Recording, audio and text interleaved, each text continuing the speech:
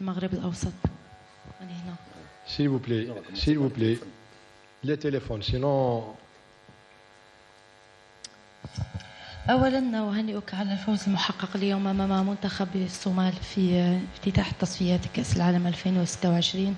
ثانيا، ما هو تعليقك حول مردود العناصر الوطنية على العموم اليوم؟ شكرا.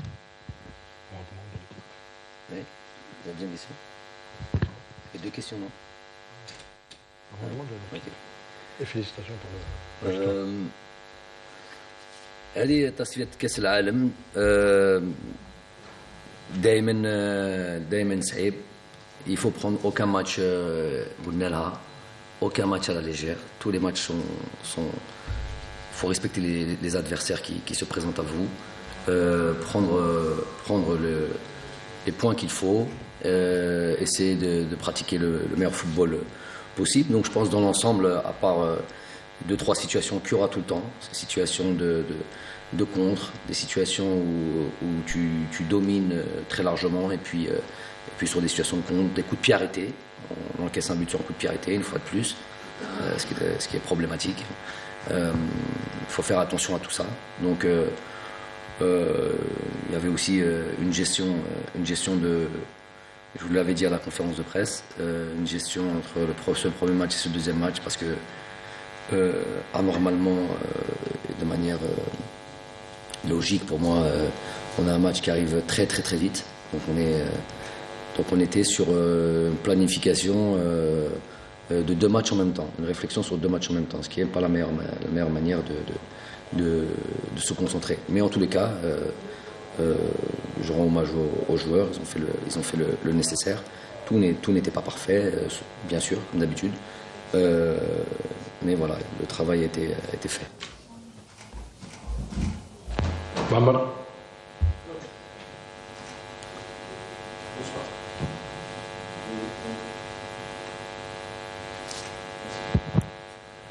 Coach, on a dominé de la tête et des épaules le match, on l'a même mis sur le match, mais on se met en difficulté tout seul. C'est-à-dire, sur la première mi-temps, vous avez vu, pendant un moment, il y a une séquence où on se met vraiment en difficulté, et en deuxième mi-temps également, on se met en difficulté. Si vous deviez l'expliquer, comment vous l'expliquez? Et vous avez raison de dire qu'il n'y a pas de match facile, je vais vous donner juste un résultat. Nigeria, les autos. Exact. Un but partout entre les deux formations. Et la question qui suit, le prochain match, déjà, c'est un match à 6 points, puisque le Mozambique s'est imposé au Botswana 3-2. Oui, donc les explications, elles sont techniques, parce que si on détaille les buts, donc la première l'action où il frappe, où il y a une belle parade de Tony, il savait qu'il allait dans ce match-là avoir 2-3 situations qu'il allait devoir gérer. À partir du moment où on décide de prendre le contrôle du match, on développe, je vais rentrer un peu dans le domaine technique, on est là pour ça.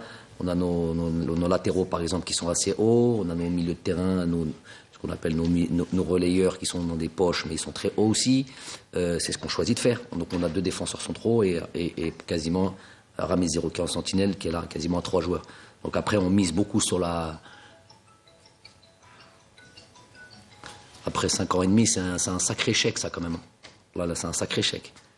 C'est téléphone, hein, c'est téléphone. Et je ne cesserai de le répéter, hein. Pensez pas que vous allez m'avoir à l'usure. Viendra un jour où j'arrêterai de parler parce que c'est fatigant. Si c'est ça que vous voulez, tant mieux, y a pas de souci.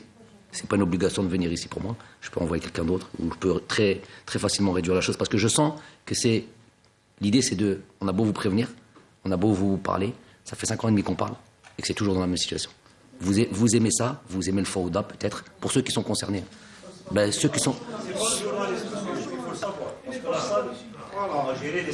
Ben, moi je ne suis pas censé, je fais pas la sécurité ici. C'est pas moi qui décide, c'est pas moi qui dis qui doit être dans cette salle ou pas. C'est moi qui suis perturbé par ces conversations. Et vous devrez l'être aussi. Hein? Ben ça a fait la salle de conférence de presse. Moi je fais pas la sécurité. Je viens de vous répondre.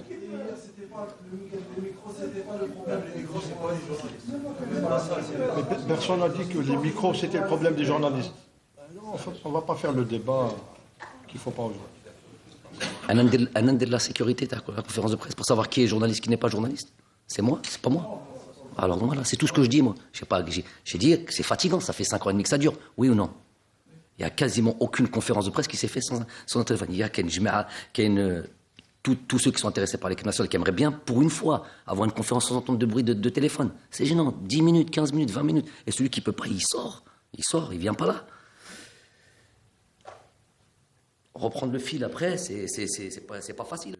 Plus que jamais aujourd'hui, vous avez vu que à la mi-temps, je vous avais dit on a changé 3 joueurs. C'est quasiment un tiers d'une équipe. Ça remet les choses. Il y a des bonnes rentrées, mais bon, il y a quand même une sorte de, entre guillemets, une sorte de petite perturbation. Après on a vite fait rentrer Hichem rapidement. Donc, on est dans cette gestion de 2 matchs en même temps.